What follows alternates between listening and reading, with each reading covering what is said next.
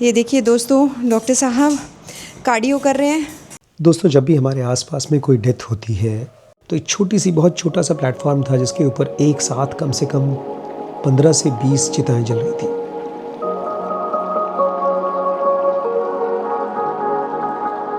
Good morning दोस्तों, good morning. Doctor साहब busy? दोस्तों, डॉक्टर साहब कल से बहुत ही सीरियस चीज़ पढ़ रही हैं और मुझे लगता है थोड़ा सा आपको शेयर करना चाहिए हमारे व्लॉग के सब्सक्राइबर से भी।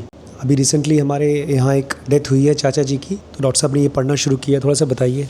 हम उसके बारे में पढ़ रहे हैं कि हार्ट डिज़ीज़ कैसे होती है। वैसे तो हम सब जानते हैं मेडिकल डॉक्टर्स की तरह, लेकिन एक बहुत फेमस डॉक्टर हैं डॉक्टर पीटर एटिया।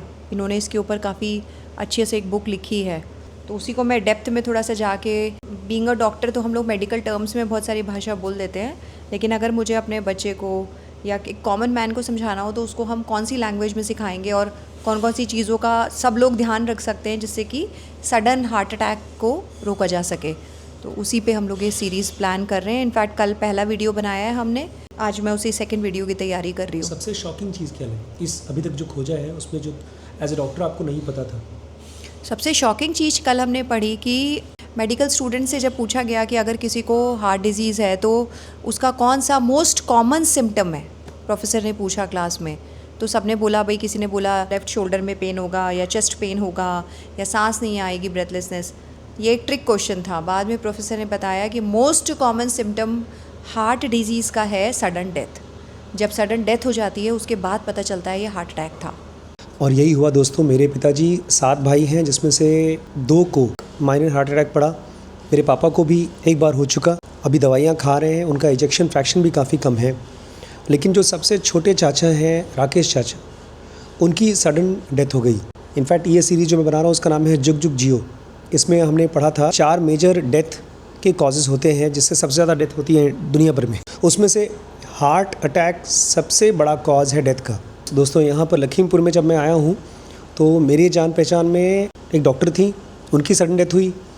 नहीं, 2 डॉक्टर्स की डेथ हुई। 2 डॉक्टर्स की डेथ हुई और एक हमारे अंकल थे, जान पहचान के थे, उनकी भी डेथ हुई। तीनों की हार्ट अटैक से डेथ हुई। दोस्तों, शाम के बज चुके हैं 6 और अभी हमारी ZP की क्लास है।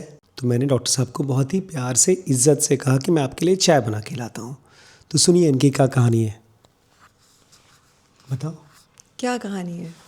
तो मुझे चाय क्यों नहीं बनाने दे रही हो? बहुत बेकार चाय बनाते हैं। सुन लीजिए, मैं इतने अच्छे वीडियोस बनाता हूँ और चाय कितनी बेकार बनाऊँगा। तो मुझे बुलाया गया है ये बताने के लिए कि चाय कैसे बनाया जाता है, मुझे सिखाने वाली है। अच्छा बताओ, तुम्हारी चाय की रेसिपी क्या है? नहीं, मैं कैमरा पे नहीं बता रही। अच्छा रुकिए दोस्तों, मैं थोड़ा सा चाय की रेसिपी सुन लेता हूँ, फिर आपसे बात करता हूँ। जैसे अगर 2 कप बनानी है तो 1 कप दूध, 1 कप पानी, और उसमें पहले पत्ती डाल दो। अदरक लेके ही नहीं आया अनुज, तुम्हारा गला भी खराब है। आज मैं मंगा ही लेती इससे तो ब्लिंकिट से। वो ले लो, मसाला है ना चाय का। थोड़ा ज़्यादा डाल। ये तो एक काम करना, एक लौंग डाल देना, थोड़ा सा सिनेमॉन डाल देना, दालचीनी, 1 लौंग और 1 इलायची, ये डाल देना और उसको थोड़ा पकने देना।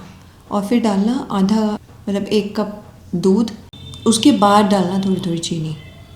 ठीक है जी। ठीक है, अगर आज बिगाड़ी तो देखना। दोस्तों सुना, मुझे क्या धमकी मिली है? मुझे बोला गया है आज अगर चाय बिगाड़ी तो देखना। मैं सोच रहा हूँ क्या देखना पड़ेगा मुझे। दोस्तों, चाय बनाना कोई बड़ी बात नहीं है। लोग चाय बहुत ध्यान से नहीं बनाते। आज मैं ध्यान से बनाऊँगा। और जब मैं बात करता हूँ लोगों की, तो लोग कोई और नहीं है, मैं ही हूँ। तो दोस्तों, चाय रेडी हो चुकी है और अब देखते हैं मैडम इसे पसंद करती हैं या नहीं। अगर तुमने मुझे डांटा चाय के लिए तो फिर मैं दोबारा कभी चाय नहीं बनाऊंगा। बाप रे बाप। खुद ही बनाना तुम। तुमने मुझे धमकी दी थी। अगर हम लोग धमकी देने लगे काम करने में घर का, तो वो क्या काम? इसमें कम है चाय, बड़ी वाले ग्लास में वही चाहिए। डॉक्टर साहब का रिएक्शन देखते हैं दोस्तों। ठीक है, आइए आपके लिए चाय बनाया बड़ी मम्मी ने। हर छुट्टी। दोस्तों, जब भी हमारे आसपास में कोई डेथ होती है तो ये बहुत इम्पॉर्टेंट घटना है स्पिरिचुअली। जैसे हमारे चाचा जी की जब डेथ हुई तो मुझे तुरंत एक झटका लगा वो अपने शरीर को छोड़ के जा चुके हैं। लखनऊ में रहते थे वो, तो हम लोग तुरंत यहाँ से पैक करके उनके घर के लिए निकले। लेकिन तब तक से हमारे पिताजी का फ़ोन आया। वो लोग भी अपने इलाहाबाद से गाड़ी में बैठकर 2-4 लोग लखनऊ आ रहे थे इलाहाबाद से।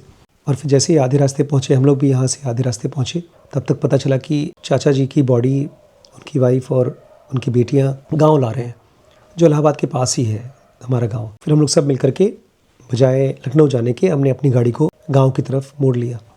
अच्छा, जब हम गाँव पहुँच रहे थे तो आधे रास्ते में इतनी ज़ोर से बारिश हो रही थी, इतना आंधी थी। खैर, फिर हम लोगों को फ़ोन आया कि गाँव मत आओ, अंतिम संस्कार उनका बनारस में होगा। मेरे चाचा जी वो ऑलमोस्ट हर महीने बनारस जाया करते थे, काशी विश्वनाथ का दर्शन किया करते थे। तो जब उनकी डेथ हुई तो चाची ने यही अपनी मंशा रखी कि इनका अंतिम संस्कार बनारस में होगा। अपने आप में बिलीफ का बड़ा चक्कर है। अगर हम किसी चीज़ को मान लेते हैं तो वही चीज़ हमारे लिए सच हो जाती है। कबीर कहा करते थे कि अगर बनारस में मेरा अंतिम संस्कार हो और मुझे मोक्ष मिले तो फिर मेरी साधना का क्या मतलब। इसलिए वो कहा करते थे, मगर मैं मरूं और मुझे मोक्ष मिले। मगर उन्हीं की जगह थी जहाँ वो पैदा हुए थे। बहुत भीड़ थी, बता रहा हूँ मैं।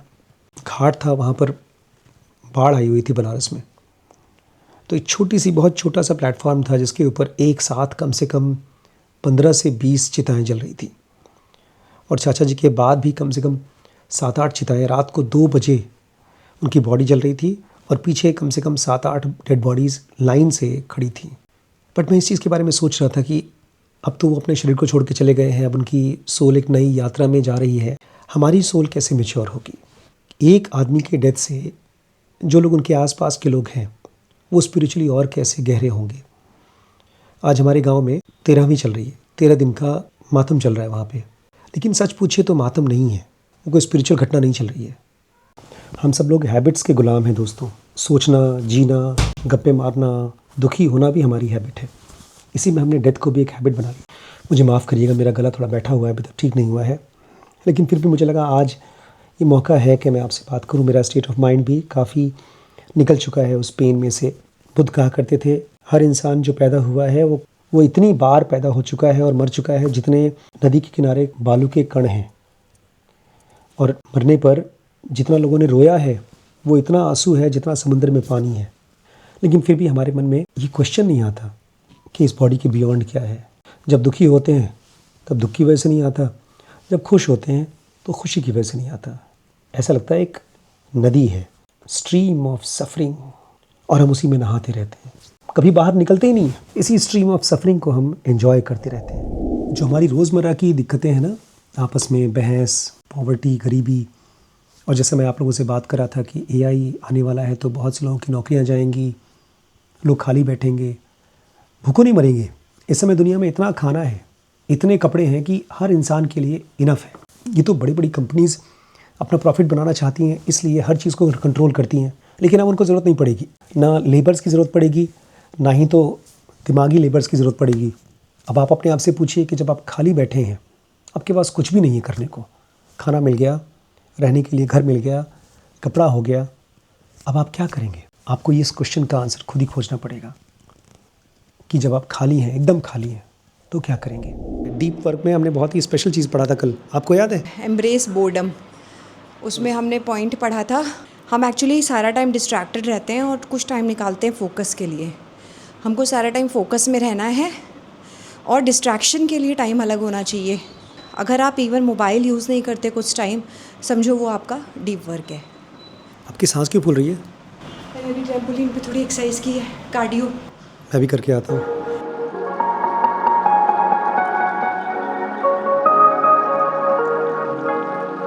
ये देखिए दोस्तों, डॉक्टर साहब कार्डियो कर रहे हैं, इससे हार्ट रेट बढ़ता है। ये हमने डेकाथलॉन से लिया था 3000 रुपीज़ का। अगर आप थोड़ी देर के लिए अपना हार्ट बीट बढ़ाना चाहते हैं, घर पे ऐसी जगह रख लीजिए सर संभाल के, बस बैलेंस नहीं ख़राब होना चाहिए।